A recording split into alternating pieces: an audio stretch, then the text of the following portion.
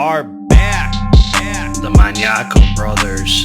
What's going on, brother? They tried to hold us down. Are back. What's been new with the Maniaco podcast? Should we do a podcast? The Maniaco podcast. We're back. What up? What up? We are back with the Maniaco podcast. The homies are back, and we are talking about fitness myths today. Got a lot. I haven't told my brother any of these myths that we're discussing. We're going to get his take on them, my take on them, and I haven't even really looked into any of these. I had on YouTube, I posted a community post and asked people what the fitness myths that they had heard about are. I did an Instagram story, and I have a few of my own. Let me ask you this. By myth, by definition, does myth automatically means it's not true? I take myth as something that's been probably said for a long time that is a misnomer. Yeah. I mean, I guess mythical, something that's... Right. Well, look up the definition. I don't know. It says a traditional story, especially one concerning the early history of a people or explaining some natural or social phenomenon, and typically involving supernatural beings or events. Or, number two, I didn't really like that definition, a widely held but false belief or idea. There you go. So that makes more sense. So a myth is false. So we'll see if some of these are really myths. That's the point. So we'll see if some of these are myths or if they're actually held true. So let me ask you this. Do you have any yourself that you could think of, and maybe more will come up as we record? Any you can think of fitness myths that you've heard?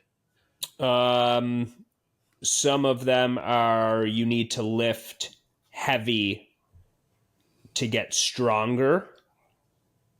That's actually not necessary. That in order to get stronger, you need to lift like a very low repetition range. Okay. So super heavy, and that's not necessarily true. I do think that there's like a cap that you'll hit if you don't do that, but in order to build strength, you certainly do not need to go low rep in order to do that. You know, so Okay. That's one thing. I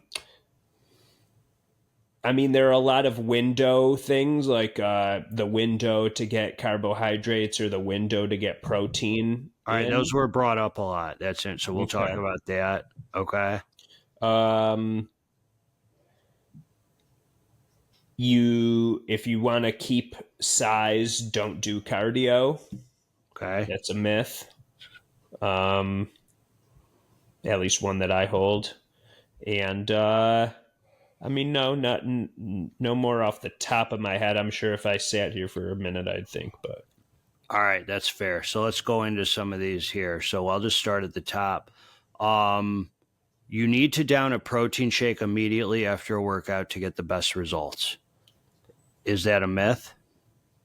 Yeah, I mean, probably according to the latest research, yes, that is a myth. Now, something that I have to say about that, though, this is my opinion, is it is good to get an adequate amount of protein in throughout your day. And so in order to have a good time, to use your time valuably after a workout, it is a good time for you to get that protein in so that you can, have your hour or two and then have another meal of protein so that you can make sure that you get all your macros in. I've always believed that the most important thing is that throughout the day, you're getting it in. Right. Exactly. But in order to get it in throughout your day, you better time those things out properly. Right. So that's what I mean. Yeah. Supposedly, there's some studies that have come out too that have completely debunked the whole thing about 40 grams of protein throughout the day, like 5 meals. And it's more like there are people who, I guess, they've seen the same exact results eating 1 meal a day with all the protein. I got to imagine that bioavailability, meaning what your body is capable of using at a given time, might depend on the person to person too. I don't know. Is every person structured the same, where if I took 100 grams of protein in a meal, would it be used as efficiently as some random person who took in 100 grams of protein in a meal? I don't know. Right. I got to imagine that our bodies are different. So a lot of this is so much of this is, it depends, and it's trial and error to see what works for you. But right. If we're talking generalities, I don't know in general if getting past a certain number of protein in a given meal is really going to utilize that protein to its fullest, or have a cap and a lot of it is stored as fat because it can't be used properly. Right. Yeah, I guess the jury's out on it.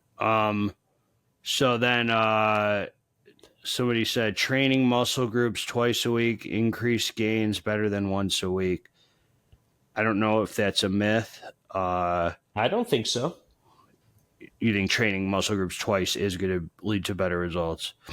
I think it likely will. I guess that there are other questions to ask. Like, there's other factors. Yeah, of course. Like, is training them twice a week, making sure that you have the adequate rest and recovery. Right. And how you're training them. How you're training too, right? So you and I hit, of course, like 30 sets of chest once a week.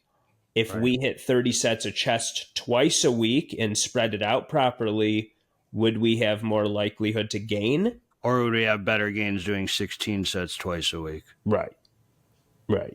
With more intensity on the 16 sets. I don't have the answer. Probably. Yeah, it's something to try out and switch up in order to find out. But definitely. It's very possible that we would build up through that. Yeah. Yeah. Someone said everyone on social media is natural. Is that a myth? I think we know that's not. How much or how little training methodologies actually matter when progression occurs? Say it again. Somebody said how much or how little training methodologies actually matter when progression occurs.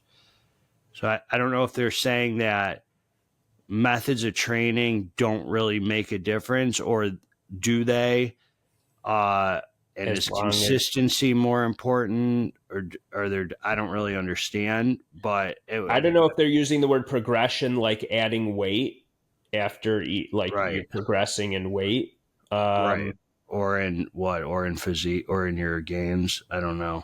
I'm not sure really the question, to be honest. So I think that there are different methods of training. Some people do once a week, some do twice a week. Right. Within the training session, some do, 5 sets of 5 reps. Others do a 12, 10, 8, 8 type of thing, breakdown.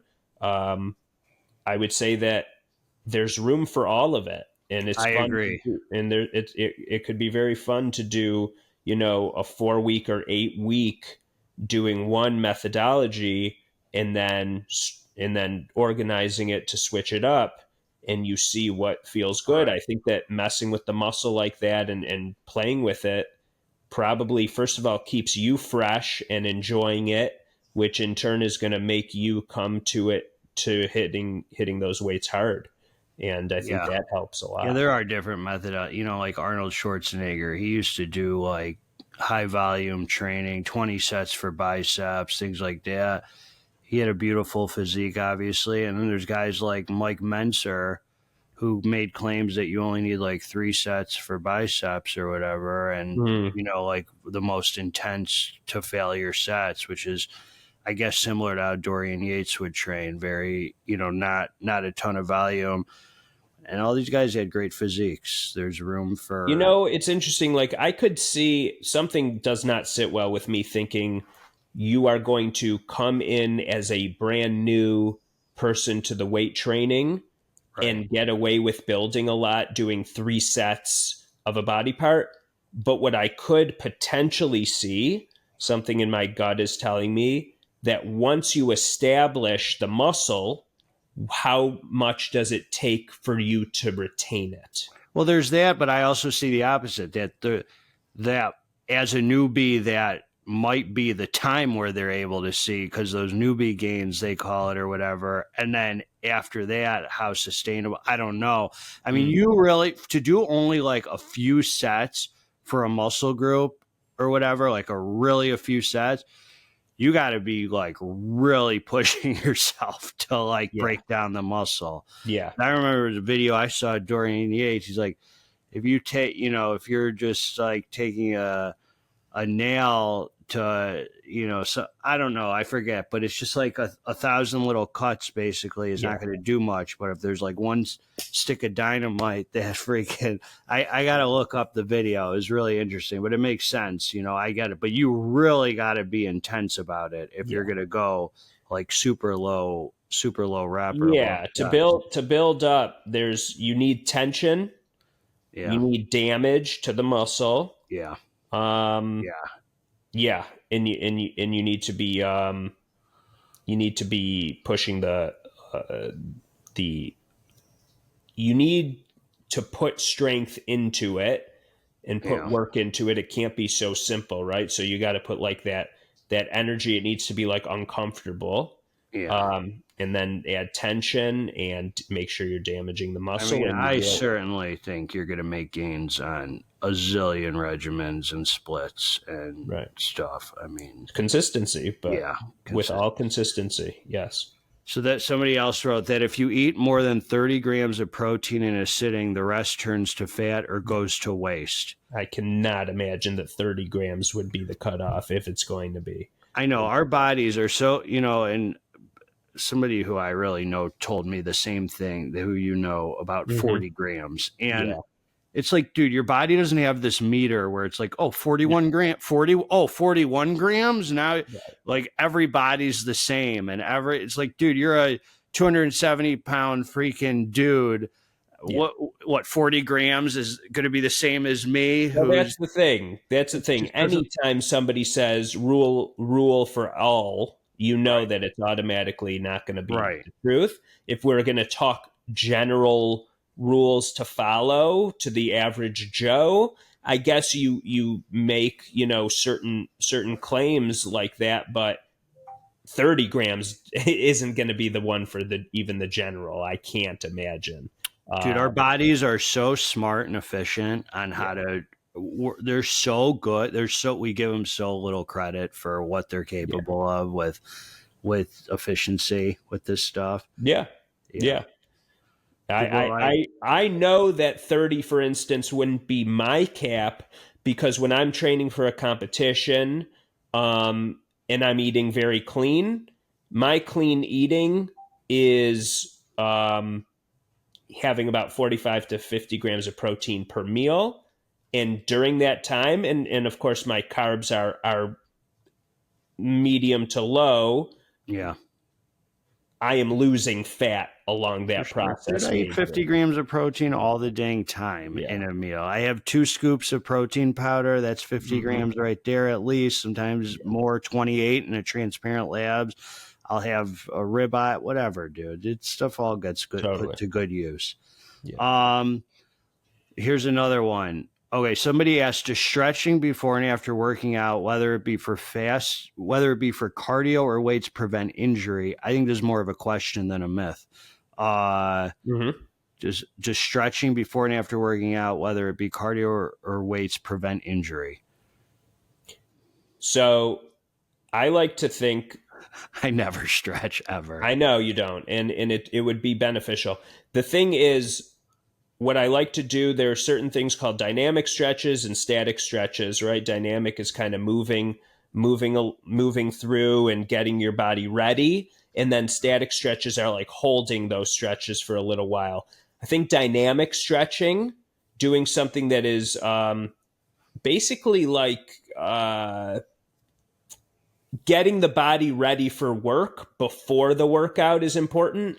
And then after the workout, you do those static hold stretches for a little while. I don't do enough of it either, for sure. You see me, though, trying to, like before, sometimes we'll work out, I'll hang from the bar to elongate some of my muscles. And because if I haven't even warmed up yet throughout the day, I'm tight. And going into a lift too tight with your muscles kind of bound up is definitely a cause for injury. So I want to elongate things and just get things literally like stretching out, then do the workout, and then afterwards I can do some holding stretches. But I mean, I don't disagree. I think logically what you're saying makes sense. I mean, I personally haven't like really, I don't ever have any times where like, wow, I really should have stretched first, or like not yet. Listen, some of this stuff really is like, yeah, maybe little by little adding to the potential of injury. It happens, and you definitely, you especially, you have more mass. You want to elongate because you only have so much room. Like for instance, if your bicep and shoulder are really like tight together, you only have so much more room to build there. Right. And so if you elongate that area and stretch it out, you're going to have more room to build on muscle there safely. That's fair. Yeah. Yeah. Somebody said lifting weights converts fat to muscle. Lifting weights converts fat to muscle. From what I understand, the process that is not a myth. There is truth to that. Well, are you really converting fat to muscle, or are you losing fat and building muscle? Right. Yes. I mean, it's not technically converting. See, I don't know. I don't think so. I think you're more on the money with that one. Yeah, I think as you lift weights, which is another myth that cardio's for fat loss and that lifting weights is, not, I think, the more muscle you have, the more fat you burn. Or at least you have an easier time burning fat for sure. So yeah, I mean, technically he's right. Lifting weights does not convert fat to muscle. I think you're losing fat while building muscle. Right. But the two happen simultaneously. Correct. They do, which is called what? Body recomposition, essentially. Nutrition. Some are saying more protein is better, like 2 times as much protein. Homie, 1 gram per pound of body weight, I believe, is sufficient. So he's saying, some people are saying now 2 grams per pound of body weight. That's a lot of, I mean, that's so the rule of thumb is 1 to 1.2 to 1.5 grams per body weight of where you want to be. Desired body weight. Yes. Right. So you're 150 pounds. You're trying to get to 200 pounds.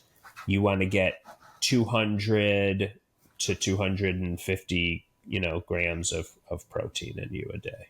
Right. That's the rule. Yeah. Yes. Do you think protein, I guess it's as important as we put it. Protein's pretty crucial. Absolutely. Yeah. Protein. I don't mean protein's not crucial, just the amount we emphasize. More, like, do you think that's legit? Yeah, because you need to get a good adequate amount of calories in you in order to like build size and muscle. And where do those which macros do you want those calories to come from? Right. You want a lot of it to come from protein. Yeah. Absolutely. If you only did, like, for instance, a carbohydrate and fat diet, how is that going to gear towards building? No, it's not. Yeah, it's not. No, you're right. I think two times though is the body weight is accepted. I mean, it's never been the way that I want it, that I do it. Yeah. Yeah. So yeah, he's right. Yeah, that's some. Okay. So somebody said combining cardio and lifting in the same workout leaves gains under the table in interference effect.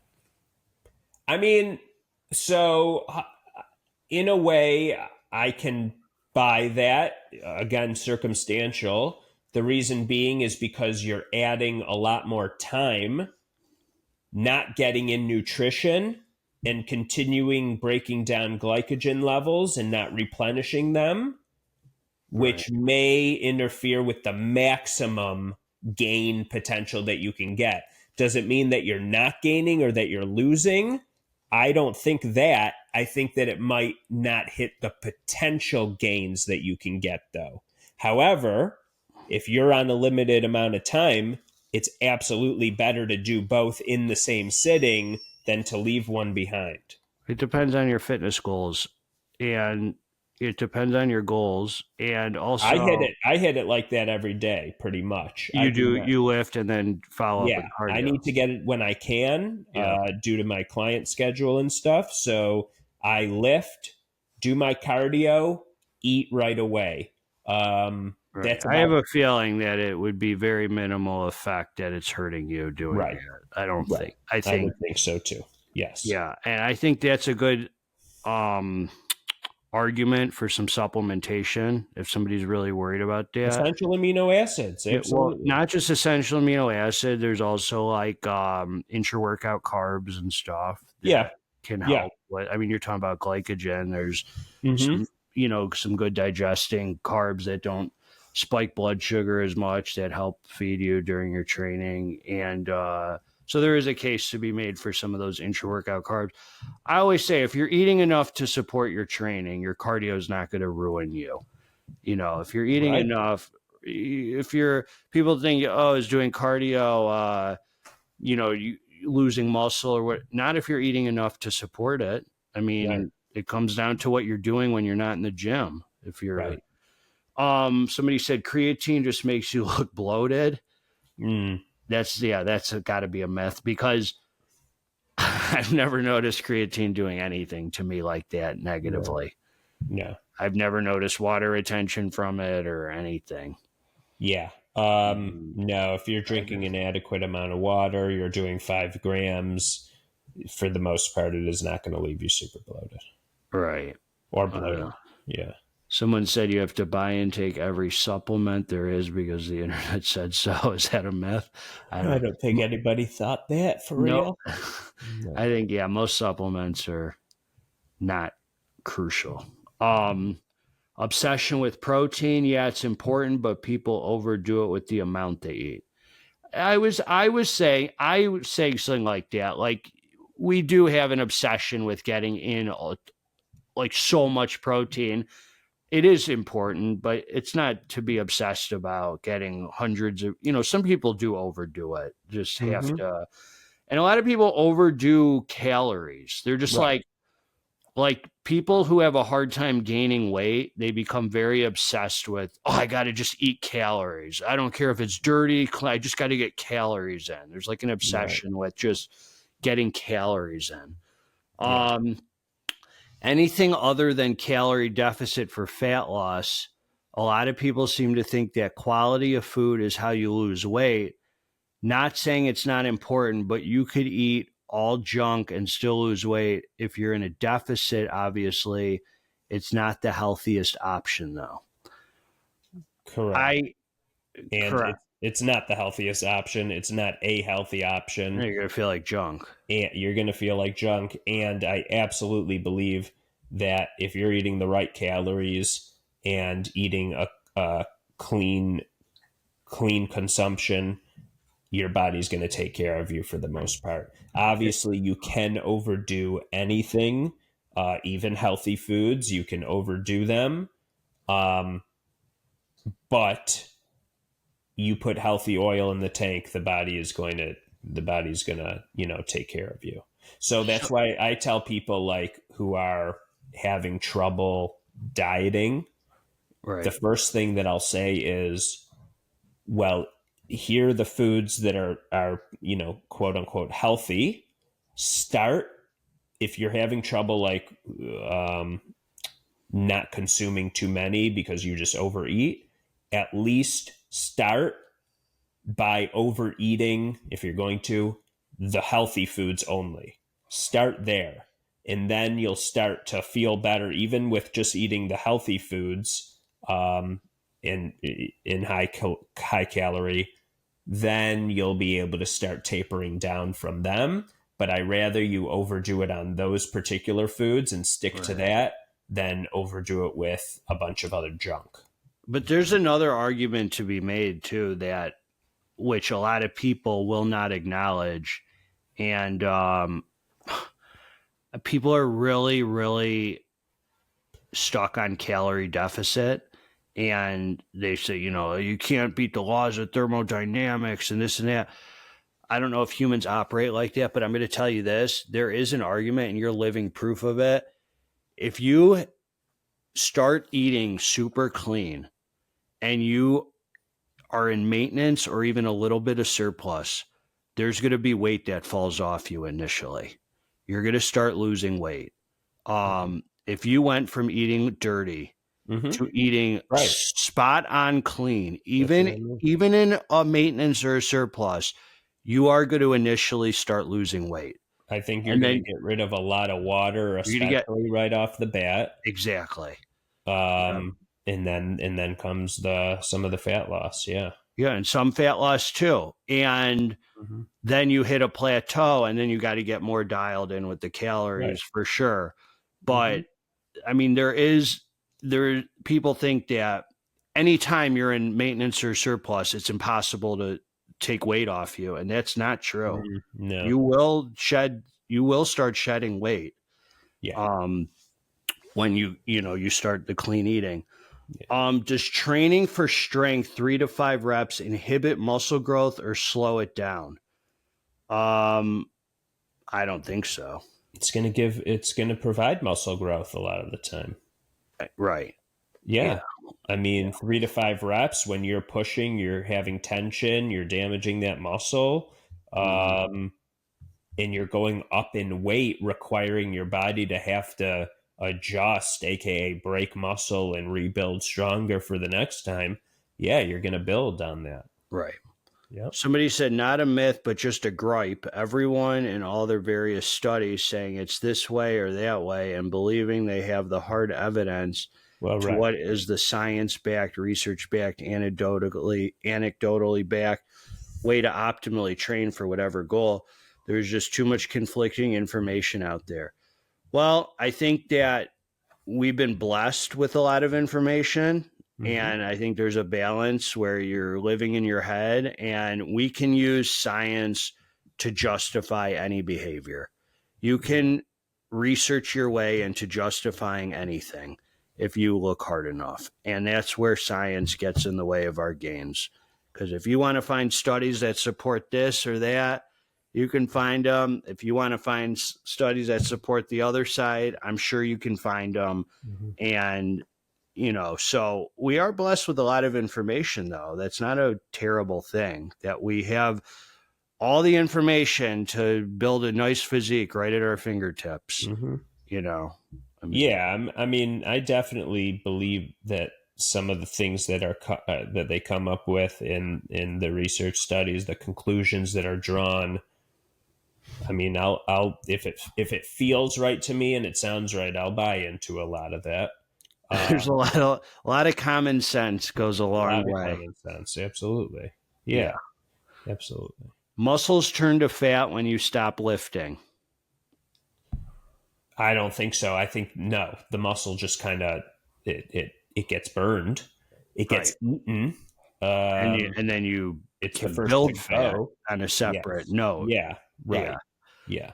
But muscle itself does not convert. Not that I know. I don't think so. I don't think it melts into the fat, into your fat stores. No. So he's right. That's a myth. The idea that muscles are fragile and will evaporate if you don't eat protein within the anabolic window. Right. That's a myth. Likely a myth. Yes. Yeah. I mean, I'm sure there's some benefits just to getting protein in after your workout and feeding your body with nutrients that it's starving for after you've tore it down. I'm sure there's benefits, Well, but yeah, it's like when do you want to get your protein in if not right after your workout, I guess. It's right. when and so Yes. is the window 30 minutes? No, probably not, but you want to get it in because you also want to get your later meal in after that. Right.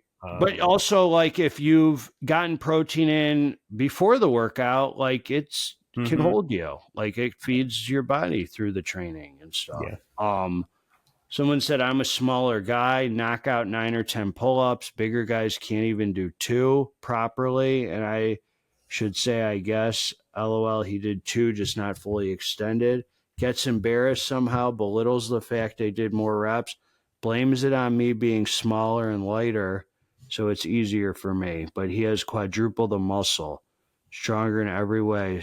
So Mm, much more muscle on his frame compared to me, lifts more in every lift. This is an argument that happens anytime I go to the gym. Big guys don't want to hear from a smaller guy that he is pound for pound stronger. are Why are you getting into it with yeah. all these people at the gym about this, man? Anytime you go to the gym, you have this argument. I'll be honest. I rather, and not that it needs to be one way or another, but if it were between two sides, I rather have muscle on me and look good than be able to do 10 pull-ups. I'm just Yeah, saying. you're more. I don't need to do 10 pull-ups. That's not something I need. I mean, cool. If you're in a pull-up competition, then great.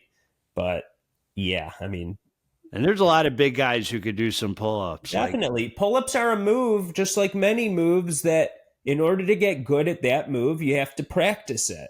And it definitely is easier to do when you're lighter. well, I used to see Kelly Muscle. He was when he was like really juiced up, like Yeah. really on.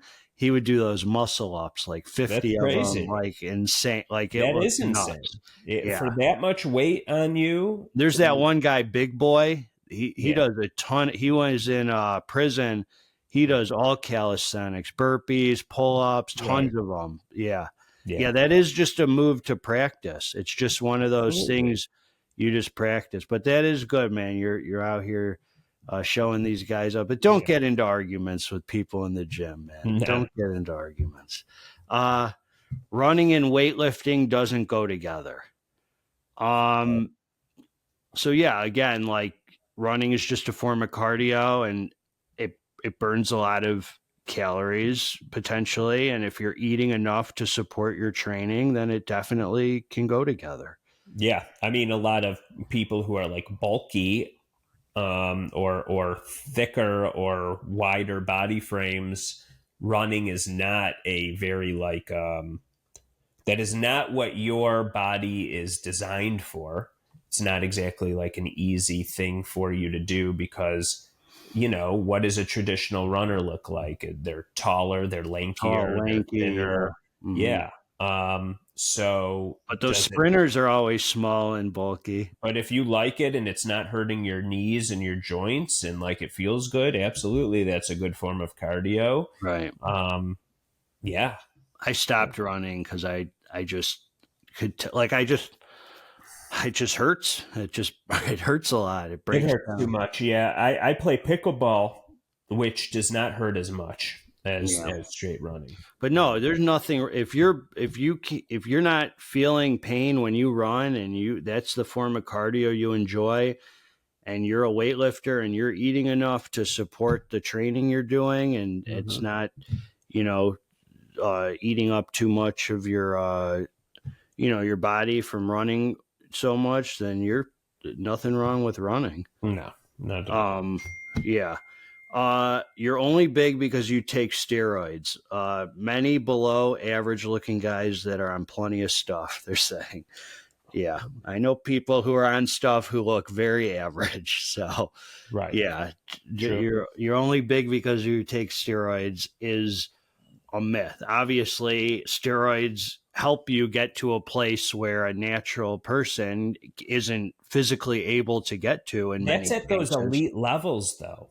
I Right. mean, I know people who are in their 60s, 70s on testosterone they're just on testosterone to live. Like, Yeah, they look completely average. They look like a normal. Yeah, exactly. I know people who are on testosterone who freaking are bodybuilders who look super average. Right. So it depends on. You There's need a to lot of be adding a lot of other variables in order to look great. That's the correct. fact. Yeah. Yeah. Well, people, the whole steroid thing is just people who hate on that. Like, I'm not a proponent for taking anything illegal or doing like I think just for vanity like I guess when you're a bodybuilder and you're doing it for a living and you're competing, like you do what you do because you got to be on an even playing field. But just like to, I don't know, like I'm not a big advocate for just take steroids, just because, but I think it, but I've never seen anybody on steroids who doesn't work hard, who's trying to build a physique. I've never seen anyone just take steroids and say, I'm not going to work hard now because I'm on steroids and just get big. I mean, they work just as hard as anybody. So, or harder. I don't know. I mean, someone said protein. So I saw other homie below start discussion about proteins is a very difficult topic, in my opinion. Other thing is that I'm seeing those stupid videos everywhere all the time. If you want to grow this, do that. In my personal opinion, hypertrophy, much like gravity, is something you can't control. And that's why some people are IFBB pros and others are total crap. And they keep asking, what's your stack? Don't get me wrong. I think on the right program, anyone could get strength over time, but it's a completely different thing and story for another time. But getting back to the muscle gains, it is not that simple as people saying it is. Look, I mean, you can have two people who do the exact same things, who eat the exact same foods, who both put their heart and soul into training, and one could look great and one could not look as great. I mean, there are genetic factors that play a role, and there's a lot of things that go into it. So, but I do think that if you're a healthy individual, you can build a nice looking physique. You're not incapable of that. Correct. If you work, for it. I mean, you might have other people who have a better symmetry or a better, you're going to improve your version of yourself. Absolutely. That's really the bottom line is, can I can make gains? Can I look better, feel better than I am now? And the answer is yes. Absolutely. Absolutely. Okay, so we have some more here. So I went here. And here's a few of my training myths that I jotted down just that kind of always stood out to me. I've done videos before, and like I've made comments about the way I train or the way I do this, and people have commented back on more than one occasion.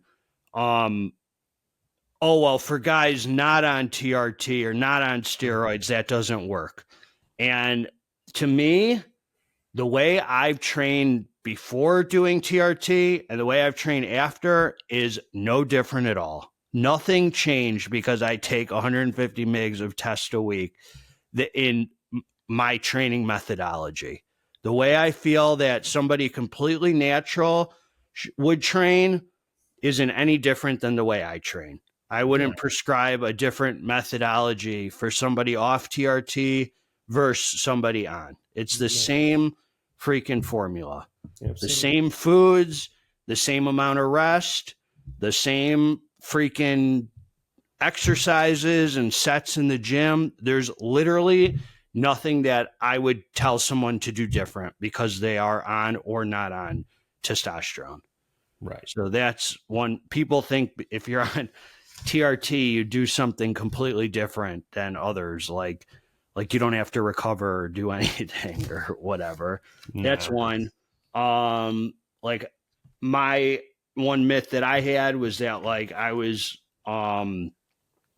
like sentenced to a life of eating the lean, like plain chicken breast for my whole life and the leanest meats ever. And I have found recently, just in this last year, that I can stay just as ripped, eating fattier, more enjoyable, satiating meats. And I've add salt to my food now, which I thought I was like sentenced to a life of never adding any salt to my food. And I hope it benefits me. So those are a few of mine. And then here's some others that people wrote these from Instagram. Low reps don't grow muscle. They're saying that's a myth. Yeah. The fact of the matter is they can. They're not needed in order to. Well, I guess we don't know what low reps mean to this person. No. But if we're talking like a 3 to 5, let's say, sure, that can grow muscle if you do the keep tension, time under tension and all of that, damage the muscle, but it's not needed in order to build muscle. That's true. And then there's the other side of the argument that say that you should only be doing low reps with super heavy weight if you really want to make the gains. I would imagine that when you are getting to the point of, trying to build the most strength that you possibly can, probably low reps. Probably, yes. Right. Yes. Right. You got to really push yourself with the weight. If you're trying to be a strong man, yes, you do. Yeah. You got to push yourself with the weight. The only thing I worry about when it comes to those super low reps are compensations. And I mean, so I think the rule of thumb actually is know your 1 repetition max, which means what rep that you can do with a full range of motion. That's the thing. It's not the 1 rep that you can do just barely, not actually like on a chest press, not going down all the way and up all the way. We're talking full range of motion, 1 rep of that. That can be your baseline for saying, what's 80% of my 1 rep max? I'm going to stick to that to try to help me gain my muscle. So if you do 80% of that, how many reps should you be doing? Well, I mean, you test it out. It's not a certain rep range you're saying. It's just, that's the weight. I got you. Creatine causing hair loss. Don't know anything about that. I don't either. I think that's been I think there's some validity to it, but it's been debunked most of the case. Or there's no validity. There would be. I mean, if it's been debunked, then there's not validity to it. I don't know. Nor do I care. Right. No, I don't either. Well, some early research suggested a potential link between creatine and hair loss. Recent studies and a growing body of evidence indicate that creatine does not cause hair loss. So that's what I was thinking. In their past, there was some validity, but now it's being debunked. Specifically, a recent 12-week randomized controlled trial directly assessed the effects of creatine supplementation on hormone levels and hair follicle health, finding no association. I would just say logically, I don't think creatine would cause hair loss. You get creatine in your food, in your red meat and stuff. I mean, I don't know. I don't see why creatine would cause hair loss, but right. I don't know. Anyway, let's move on. You get animal products like red meat and fish. The body also produces creatine naturally in the liver, kidneys, and pancreas. I mean, so... Yeah, but that's not a great... I don't think that's necessarily a great argument, because just because we produce it ourselves doesn't mean that adding either more of it couldn't have a different kind of effect. Yeah, I mean, I guess so. Yeah. But I still don't think it really has much basis. Well, that's like, but you could say that you're eating too much red meat causes hair loss then, if there's a link to creatine. Right. Yeah. Correct. It's possible. Right. Carbs are good or bad. What? And he's saying there's school of thought saying some people are out there saying the carbs are great, you need them, and then there's other people saying carbs are horrible.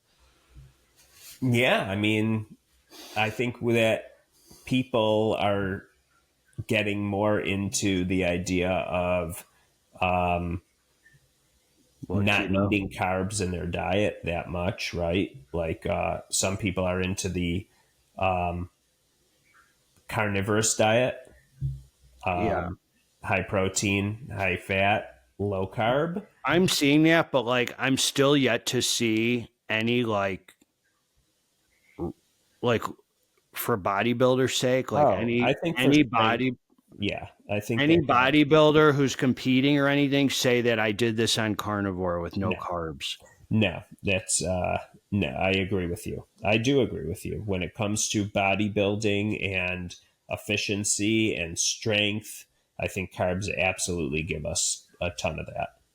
And and getting a good good carbohydrates, rice, potatoes, oats, those kinds of things are going to help you tremendously. I mean, I do like the idea that like a lot of good fats and especially fatty meat and stuff like for energy and not spiking blood sugar, those are like really good things because, you know, like if you eat the wrong kind of carbs or they're too simple or at the wrong times, you know, it might tire you out or whatever. And especially if they're not, you know, if they're super simple or whatever.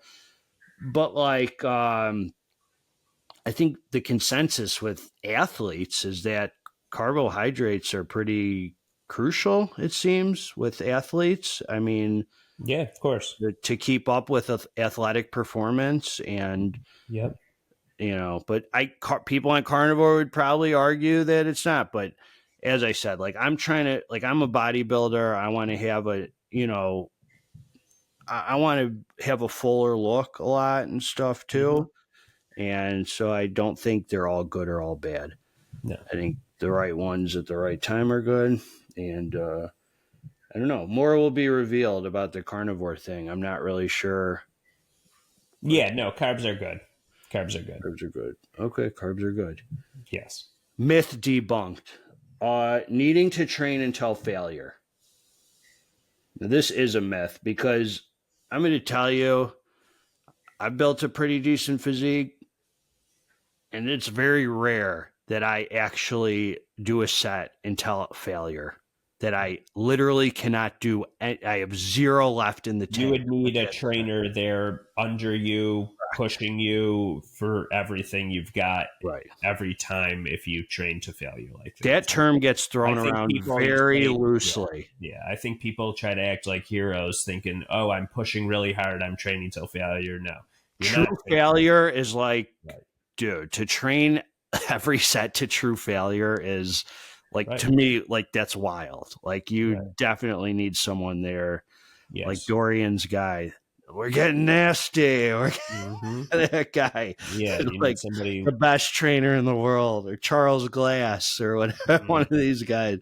But yeah, like true failure, people throw that term around so loosely. Like to do a set, like if people see like people do a set of like squats to true failure, like I'm sure there's a lot of gains to be made by that. I mean, whatever, but in my, like I've built, you do not need to train to failure to build a good physique.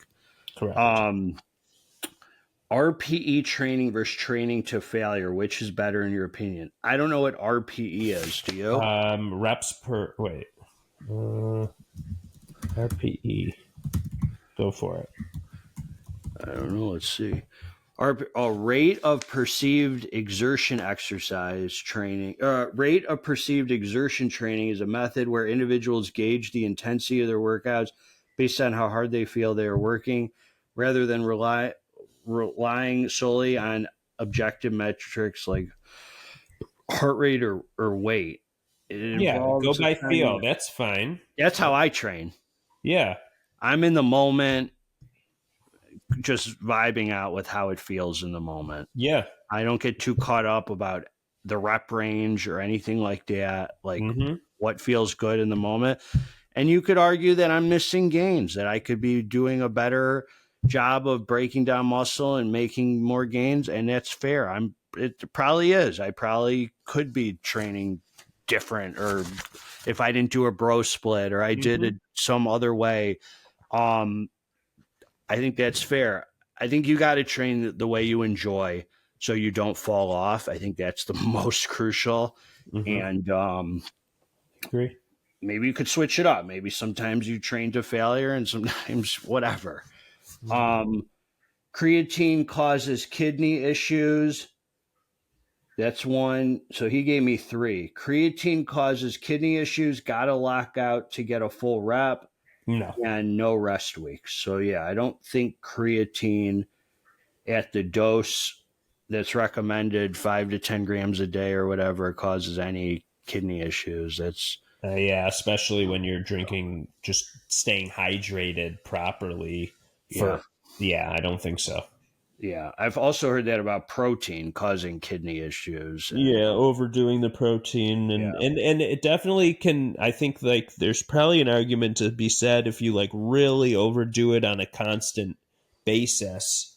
But what is overdoing it, and what does that look like? And Right. but no, I Yeah. don't think so. So yeah, that's a good myth. Got to lock out to get a full rep. Yeah, this is an annoying one. This is such an amateur freaking move that people think you got to lock out when you're like hitting chest, you got to completely lock out. It's such an amateur thing that people think. It's so counterproductive to bodybuilding.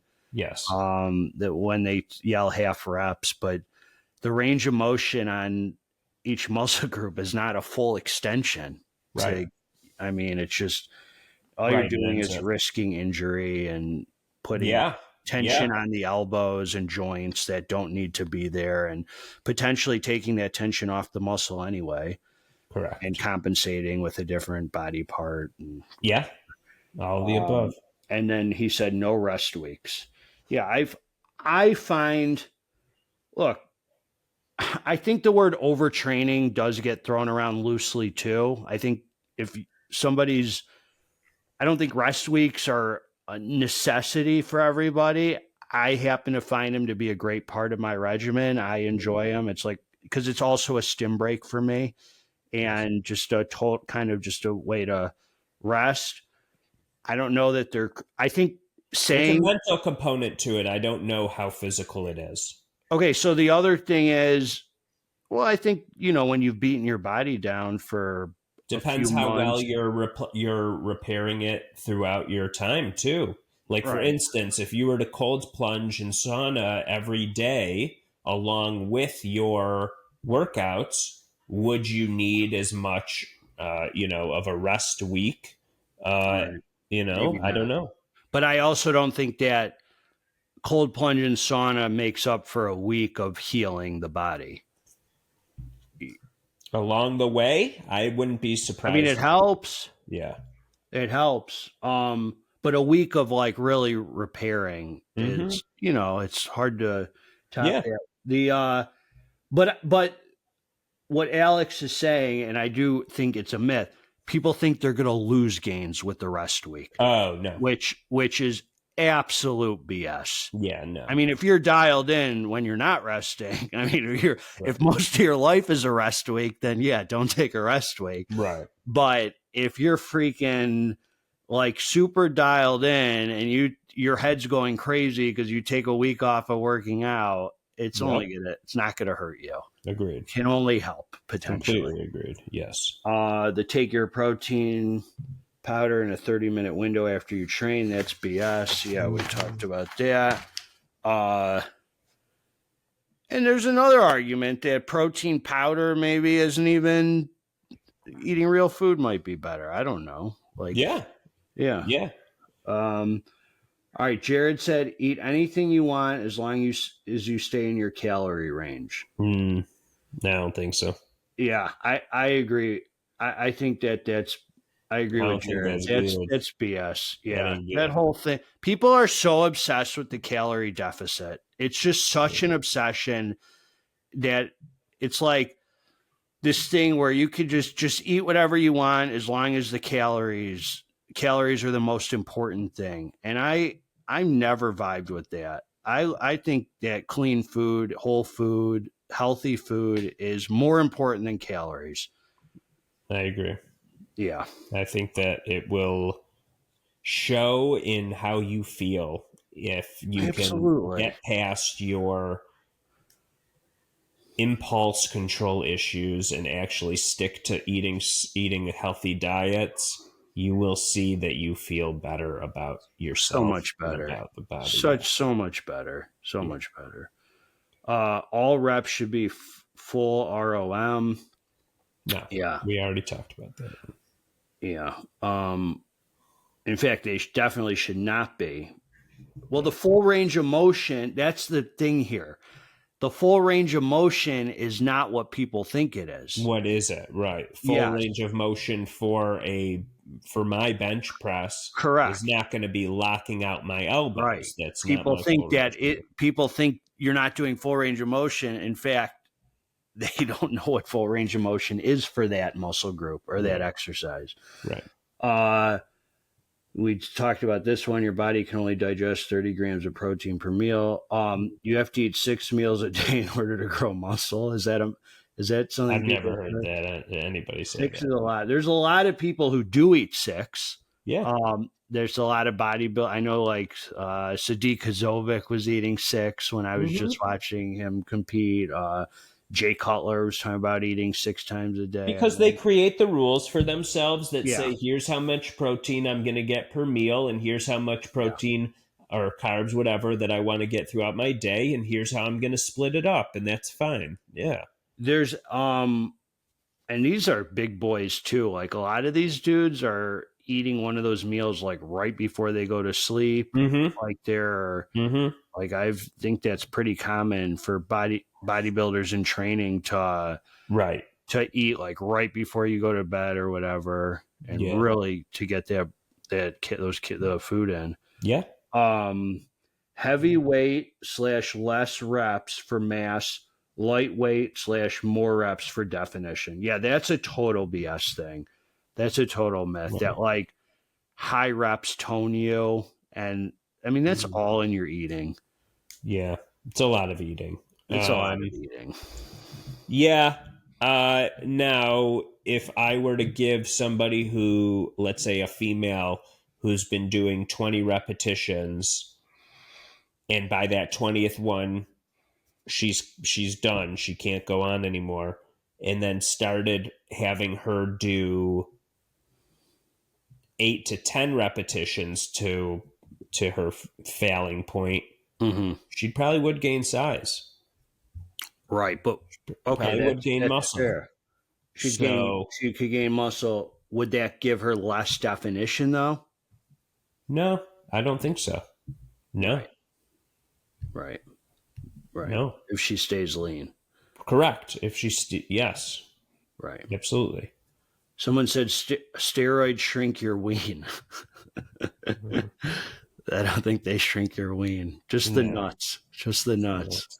In fact, they appear to shrink your ween because everything around it gets bigger. So it looks like you have a smaller ween, but it's just an appearance thing. Somebody said fruit is bad and makes you fat. Could probably umbrella this with carbs are bad for you. So yeah, I think fruit's okay. Yeah, it's all about limiting. And when you're taking in those sugars, when's the most important time to take them in? Would be post-workout, usually when you're low on them. Post-workout, post-cardio, or post-weightlifting, or either? I think it kind of depends on when that is, like when in the day that is. Right. Like I personally would... Earlier in the day to me is better for those sugars to get in, but not first thing in the morning. Okay, that's fair. Like for me, like just based on what I'm thinking is like if I'm doing a grueling weightlifting workout, Mm-hmm. like we did yesterday with legs, like I would think that it might be better for me to get some like really good, like more complex carbs after that to feed. I don't know. Maybe a little bit of both would be fine. Sure. Having both doesn't need to be one or the other. Anabolic window. This was a popular one, so a lot of people are. I think that's a myth. The anabolic window. You have to track everything and always lift more than last time in order to gain. Yeah, It's not a bad idea. It's not a bad idea in order to make you talking about tracking workouts? In order to make sure that you are on the right path and that you don't like give into what you feel like doing and instead go by what's on the paper and say, hey, I gotta go through this. I have that kind of mental So he actually capitalized have. He capitalized have. So he's saying you have to track everything. So he's right. Yeah. You don't have to track everything. You do not have to work out if you don't want to. Right. You don't even have to work out. But like I've never been the one who's writing things in a notebook in my free. No, but I do know that it changes the mentality a little bit when you do, and it might be a good thing. It is a good thing, because the weights only go up so high in my home gym. It does keep you accountable for saying, you know what, based on what I see I did last time, I got to go up. And there is a feeling of accomplishment you get from doing that. I don't think anything's wrong with it.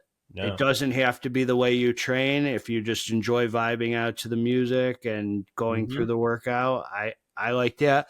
But there's definitely nothing wrong with if you want to track your workouts. I think you'll make gains either way, but I think that you can definitely I mean, it helps you. It's the same as tracking your food. It keeps you more dialed in. Right. I mean, that muscles turn into fat if you don't keep up the workouts. We talked about that one. You need to have perfect form for everything. Perfect form is just like that's such a subjective thing to say, because somebody will say that's not perfect form and somebody else would say they tell Jay Cutler he's swinging weights and stuff on his video. Yeah, they're always people who do nothing. It's perfectly imperfect. It's a great. It gets him the body and the muscle that he wants. People have no clue when you are really dialed in with your body and those weights, and you have like just you're so tuned into your what you need to do to move that rep out. Right. And isn't it better to cheat and get the rep done than just to stop a little bit? Depends how. Yes. I mean, the answer is yes, as long as you're not doing anything that's going to risk an injury. But yeah. Targeted fat loss. That's a myth. So can you say that you could choose, like, I want to target fat my tricep, like my triceps dangling. How do I get this area leaner? There are things like cool sculpting that people do, but I think that's kind of gimmicky. That's like a dermatologist applied thing that is supposed to freeze off fat and whatever. I think cool sculpting is the name brand of whatever that is. And but yes, when you're working out, I gotta say though, listen, if I'm doing ab crunches, am I gonna be burning fat around my abdominal section? Yeah, I think so. If I'm doing tricep pull downs along with building my triceps, am I burning fat in that area? I mean, obviously nutrition plays a big role in that, but yeah, I could see some of that being true. Right. The body for the most part is going to do what it's going to do with fat. If you're, you know what I mean? If you're training your whole body and you're doing cardio and eat, it's going to, you know, when people talk about like stubborn belly fat or whatever, like Right. Visceral fat. Yeah. it just Yeah. takes consistency, and it takes, I mean, it's gonna It takes come off. consistency, and it takes hitting each one of the aspects of the lifestyle, which are the workouts, the nutrition, The rest, the yeah, rest, the maybe other some lifestyle things, which is supplementation. like things to avoid, like drinking and all that. So yeah. Right, right. Mhm. Somebody said, God bless, creatine doesn't do damage to your kidneys. What if you take more than needed?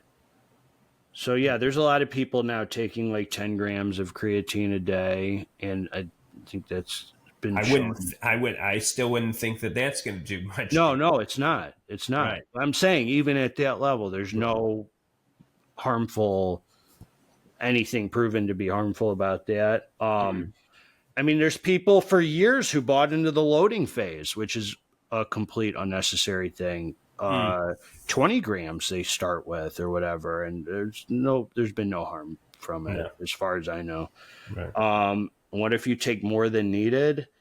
I mean, I don't think there's any, you know, like there's a lot of people who take like their daily dose of creatine, and then they might take a pre-workout that has creatine. Some pre-workouts have creatine. I don't think there's any problem with that. I think. No, we're not talking about a substantial amount, Right. you know. Right. Right. Somebody said, don't eat red meat when you diet equals fake news. Right. Yeah, I mean, red meat's fine. I agree. It's great. I agree. Red meat is good. It's fine. great. There's so many micronutrients in it. It's a great source, and it's all in the numbers too. I mean, if it fits in what you're doing, it's great. Right. You have a overall picture of what your goal is for the day and where you're at, and if red meat, if that meat and those fats fit in there, then that's great. Taking a week off the gym will lose gains. Yes, that is fake news. And cardio is best for fat loss. Fake news. Yeah, I mean, cardio's a piece of the puzzle, as my brother would say. Yeah. I think lifting weights is way underrated for fat loss. And Yeah, the calories that you burn, that you end up burning, and the fat that you end up burning for the rest of the day after a weight training session is usually more than as a result of just a cardio. If we're going 1-for-1 here, you're going to burn more calories after a weight training session than you are after a cardio session. There's some beautiful rip physiques out there who hardly touch cardio. I mean, yeah. Right. Not saying you shouldn't do it. I mean, it's good. It's great to do. I like it. The best thing I like about cardio is it feels good, and it helps with the water retention that I have after a cheat meal, sodium bloat. That's my favorite about it. I feel better after doing cardio. I just like the work that I'm doing. Yeah. I think it's good. It feels good. Yeah. Somebody wrote, fatigue is a bad thing among science-based lifters. I don't know what that means. Fatigue is a bad thing among. I want to ask him more. I know this guy. He's a good dude. I want to know what he means by that. Are they saying that fatigue is a big thing among science-based lifters? What's a science-based lifter? Somebody who's like everything is about science, and they're not just like going hard on the weights. Everything's got like a science backing. That's a good question. So like that is a term that science-based lifter. I'll tell you right now the definition. Science-based lifting refers to a training approach that applies scientific principles to optimize exercise routines for muscle growth and strength gains. It involves using evidence-based techniques like full range of motion, proper form, and tracking progress to maximize results while minimizing fatigue. Interesting. Elaboration. Science-based lifting emphasizes understanding how the body responds to stress and adaptation, using this knowledge to design training programs that effectively stimulate muscle growth. Key principles include optimized optimize exercises, choosing exercise that target specific muscle groups and variations that are most effective, tracking in progress, monitoring weight sets, reps, and rest times. So they're like in the gym, like with a timer with every little rest. I think it's okay if we're talking about fatigue that by the end of your workouts you're tired and you're drained. I think that's okay. Oh, I want to be. I mean, pushing oneself to the point of maximum muscle stimulation without causing excessive fatigue, full range of motion and proper form, ensuring optimal muscle activation and reducing injury risk. All right, so there's like this picture that people paint of the science-based lifters, basically, where it's like they're like these kind of nerdy dudes not really pushing themselves because they're so like in their head about every little proper rep they're doing and every little timer between sets and everything. And it's so you can make an argument that you're doing too much thinking and not enough doing, but if somebody is actually going by the science technically and they're pushing themselves to their final rep and stuff, then actually they're doing just fine. But if you're getting in your head so much that you're stopping yourself before you hit like something difficult or something uncomfortable, then you're doing too much thinking. Right. And then there's the other thing. It's like, well, technically, like by really pushing yourself to exertion, it's like you are science lifting because that's do need to be. Yeah. Then someone said protein window. Okay, we're almost done here. And here we go. You have to train a muscle twice a week or it won't grow. That is totally BS. Right. What would be the magic of twice a week? I mean, right. Yeah. You need to do 12 plus reps for hypertrophy. Anything lower is strength only. Yeah, that's BS too. Yeah, definitely. You could do 8 reps and get build the muscle. Yeah. Absolutely. Lifting heavy will make women bulky. No, I mean to a point. It won't. No, not automatically. No. Yeah, I don't think so. There would have to be other factors at play. I know men who are like, "Oh, I don't want to get too big." Yeah. Like, homie, you're not going to wake up and look in the mirror one day and say, "Oh, I overdid it." Yes. Yeah. That's like, I don't know, man. Like, I was talking to our friend the other day, and he was telling me he has a 6-pack, and I was like, dude, you don't have, this is what a 6-pack looks like. And I showed, he's like, oh, that's too much. I don't want that. Like, come on. He didn't even have the 4-pack. So. You should always train to failure or you're wasting your time. We talked about that. That's total BS. Wasting your time. I mean, you're going that far to say you're just wasting your time. Right. That's a wild one.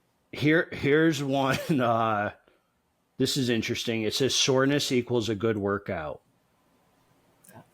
Maybe soreness could indicate a lot more than that, though. Soreness could indicate that you did certain things incorrectly. So the point is, you agree this is a myth. You can leave a workout and have no soreness, and you totally have had a good workout. I believe so. For sure. Most of my workouts, I'm not sore. No. Right. And you are still able to make progress and gains and everything. Yes. Right. Okay, here's one. You can't build muscle during a cut. Build muscle during a cut. It is more difficult. There's no doubt about it. Can you? I got to imagine the answer is yes, you can. I don't think it's impossible. I think you can. I think it's more difficult, though. It's more difficult for sure. And I think it's been shown now that you can build muscle even in a little deficit and on maintenance for sure. You can build muscle. Right. At the very least, you're going to probably appear. I mean, you're going to appear more muscular. I think you can actually get more like muscle. a majorly quick, panicked cut and it's systematic. Yeah, you're Right. Able to show some muscle on there. Right. Carbs make you fat. Yeah, that's total BS. You have to eat every 2 to 3 hours to keep your metabolism up. No, probably not. I don't know though. I mean, as far as I know that I like the feeling of getting food in me every so often. That's more of a mental For what, thing, energy? maybe. Or for Energy, for making sure that I'm getting my feeding the adequate muscle? amount of foods, for feeding myself, for not letting my body go into like which probably does take a lot longer than in a single day. But I like personally the every few hours kind of thing. Right. But I don't know that it's for your metabolism per se. Right. I don't know that if you don't do it, your metabolism slows down. Sure. I don't either. Yeah. You shouldn't eat after 8 p.m. Just anybody, no matter what your circumstances. Your body knows when it's 8 p.m. You better stop. 8:01, dude. I'm telling you. Well, not just that. It's like, what if your day, you're a night worker, right? And they're always going to be. So that's why I say, why 8 p.m. Yeah. All right. So here's an interesting one, and this one I've struggled with. It says fasted cardio burns more fat.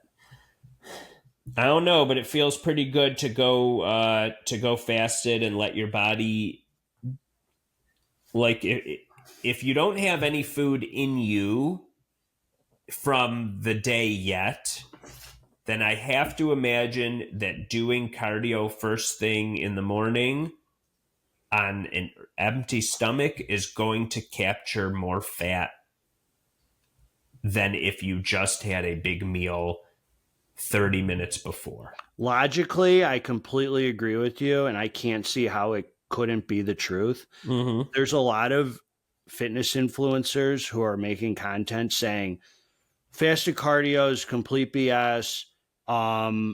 The science has completely shown that it's calories in, calories out at the end of the day. And whether you do fasted cardio or not, do fasted cardio if it feels good. Right. But at the end of the day, it's calories in, calories out, and that's what matters. I happen to think there are, even if that's true and they're right, and it's just calories in, calories out, I gotta think there's more benefits to fasted cardio, like with water retention or helping you get through those cheat meals quicker, maybe after, or move them through. I don't know. I really don't know. I've struggled, as I said when I started reading this, I've struggled with this one. Yeah. It feels like fasted cardio is way better for me, like the tightness. Yeah. It feels good. It feels good. So I think it's worth it. Mm-hmm. Yes. Okay. Here we go. If you don't eat 100% clean all the time, you won't see results. I've never even heard that one. Cheat meals ruin your progress. I think there's some truth to that. I think cheat meals can ruin your progress. And I think if cheat meals hold me back, I think, from having a better physique, I could potentially. Yeah, saying ruin is like, we got to be careful with that. It's not like one cheat meal is going to ruin all the things you worked for, but is it not going to get you closer to your goal than if you didn't do a cheat? Correct. Right. Yes. Right. And there's certain, and different people have much different ideas of a cheat meal, by the way. Right. So some people go balls to the wall, like I probably do. Some people do cheat days, and some people just have a little extra and call it a cheat meal. Right. Yeah. Right. Or a refeed, as some people say. Let's see here. Sugar is as addictive as cocaine, somebody said. Oh, yeah. It's pretty addictive. I mean, I don't know. I don't think that literally it wouldn't be more addictive, because I think about sugar a lot more than cocaine. The dopamine that you would get as a result of taking cocaine that's released is way greater than sugar, but sugar is pretty intense when you get it in. Right. All right. There's a few more and we're done. You need BCAAs or you'll lose muscle. No. I don't even think BCAAs anymore are a thing. Like, everyone's now on EAAs. Right. Right. I mean, Correct. very few companies are just putting out BCAAs. Everybody has switched over to EAAs, which obviously include the 3 BCAAs. But, I mean, the BCAAs are part of the EAAs, but nobody's just really on BCAAs. Creatine causes hair loss, kidney damage, or bloating. Is there any truth to the bloating part? Of what? Creatine. For some people. There is. Some people do get bloating from creatine. And why is that? It holds water, right? Because of water retention. And is there is that from any creatine they take? If it's just plain creatine monohydrate, you're going to do a lot better than if you're having creatine with other additives like creatine gummies or creatine with other ingredients in it. But 100% creatine monohydrate should not cause much bloating. But it does. It can. Fat burners melt fat even if you don't change your diet. Fat burners do very little for fat burning. Yeah, I mean, I wouldn't think that they do too much. I mean, a good fat burner, technically, it could probably cause a thermogenic effect that helps with fat loss. But if you don't change anything, I think those effects are going to be pretty minimal. A good fat burner will give you energy, which because your energy sucks when you're dieting, could potentially. It'll increase your mood because your mood can suck when you're dieting. It can help you sweat more, which maybe could speed up your metabolism a little, give you maybe sweating more. Sweating more, like heating you up, like a thermogenic effect. Right. And some of them possibly suppress your appetite, so you're not thinking about food. Right. But burning fat alone, a fat burner is not. It can assist you assists you along the way. Right. Yeah. More for the head than the muscle, as Ruben would say. Right. Let's see here. Pre-workout is bad for your heart. Probably can be. Well, hold on. That's a very generalized statement. General statement because there's so many different kind of pre-workouts. Yes. The pre-workouts we take for High Sim Saturday can potentially, I could see, not being great for your heart. Right. For long-term everyday use, definitely. Right. I would not. I think there are some very healthy pre-workouts. But then there are a lot of studies about caffeine in general. What how about much you should have and how much you shouldn't, Well, up to 400 a day is FDA, I guess. Right. And now cognitively for coffee, 5 cups a day is shown to be really good. Really good. Oh, not harmful. You're saying even better than not doing it. Correct. Interesting. What do you think? I don't know. I think it sounds like a lot, but it sounds like... I mean, each cup has 90 to 120 mgs of caffeine. Right. So, I don't know. Maybe 500 is... but I think it's coffee specifically, not caffeine. Man, that makes me feel better about my stim use. Right. Because mine is they average 250 to 4 a day, depending on what I'm taking. Yeah. And I never, ever do a pick-me-up or any of that, ever. I one stim hit a day towards my workout. That's my rule. Yep. Natural testosterone boosters actually work. Yeah, I have seen zero evidence that these boost testosterone. Now, that doesn't mean these ingredients don't have benefits, that they can't potentially give you some kind of benefits for your body or your energy or things like that. But I have seen no proof that natural test boosters boost test. I think that's probably true. Yeah. And then the last set here, if you're not motivated, you're lazy. Is that a thing? If you're not motivated, you're lazy. I don't know. Whatever it is, you don't need to be motivated, as we've said, in order to have the discipline that you need to still go through with something. Correct. So, no. I would say if you're not motivated and you're allowing that to dictate if you are going to do something, then you could be lazy. But if you're not motivated and you still go through with a thing that you know is good for you, that's not being lazy. That's discipline. And then the last one says, you can out-train a bad diet. No, you cannot out-train a bad diet in all forms. You could train you could train till your face is blue. You can't make yourself healthy by eating like junk. Right. And of course, bad is like, what does that even mean? Right. Your definition is going to be different than mine. So can you build muscle while having a not so clean diet? Absolutely. Sure. A lot of people have done that. Would you only do better if your diet is better? Of course. I mean, that's what makes it better. It's building muscle is good, but health is number one. Yeah. And definitely you want to feel good. Right. You know. So a lot of myths. We've debunked them all. I mean, listen, we are not super scientific guys. A lot of people can hear what we said and be like, yeah, well, they're not going into, you know. No one's going to disagree, bro.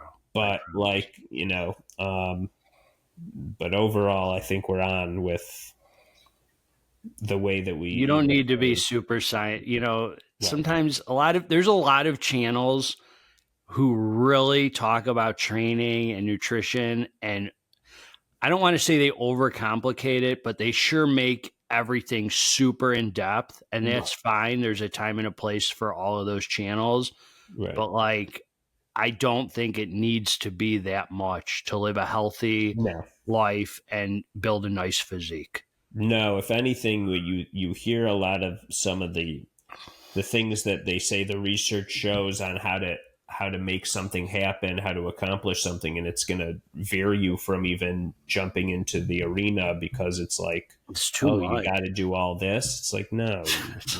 Right. So, just like staying sober. I used to overcomplicate it.